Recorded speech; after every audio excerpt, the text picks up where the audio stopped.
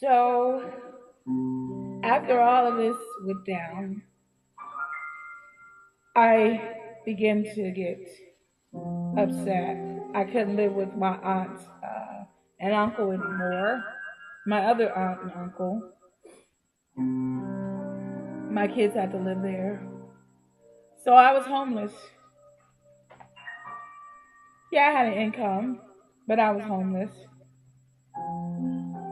So I left my kids there with them. She called the children's service on me. She told them that she thought I wasn't stable. And maybe at that time I wasn't. I was going through a whole lot.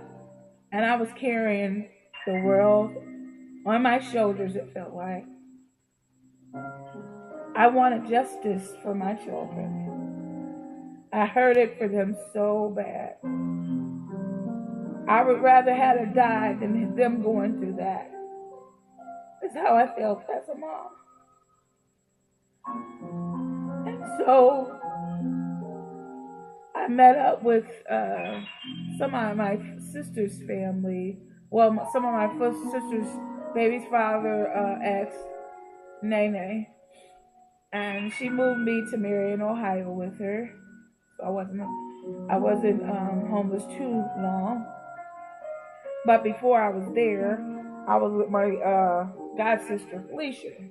I stayed with them for a while. Things didn't work out over there really well because there was a lot of people coming in her house wanting to fight and be violent, and then there was people stealing from me and my stuff, and I didn't have a place for my stuff, and all I had was a little bag of clothes. But still, that's all I had in the world. And with the little things I did have, I wanted to keep. And even though I was paying my rent and stuff there, I didn't have any safe place to keep my stuff. Everybody was taken, and you know what I'm saying. And you're paying your way. It's not like you're living free on nobody, but I was respectful. I did my share in the house. I cleaned, I cooked at times and stuff, and I made sure my sister was okay because she got sick at one point in time, and me and all of our sisters, we had to help her, and we did. And I love my sister. And I'm not bashing anyone. Don't think that. I'm just basically saying what I went through,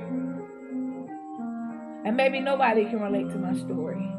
But all I know is, can't nobody tell me about pain. I know about pain.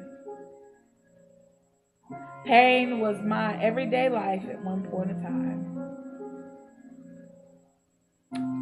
Pain was. It's how I got through.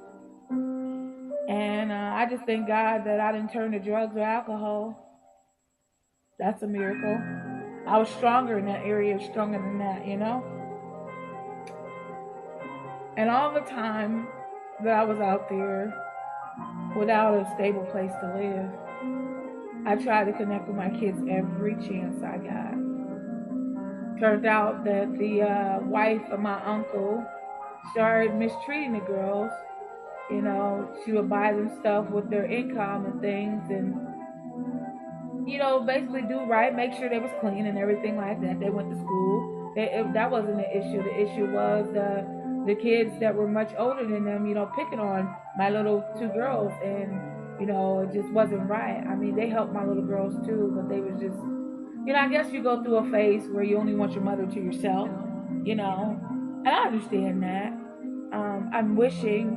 I was wishing, that I didn't have to have that happen, but I didn't have it happen on my own. She called child services on me, and I didn't want them to be back with the person that caused my children harm, which was my aunt, with my blood aunt.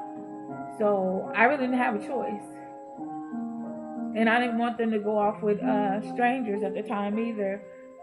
I just hurdles of stuff that I had to just endure, and just decisions I had to make random, and just go on, and that was just really rough, and having nobody on your side to just to say it's going to be okay, and you had to push yourself every day, whether you were out of town or in town.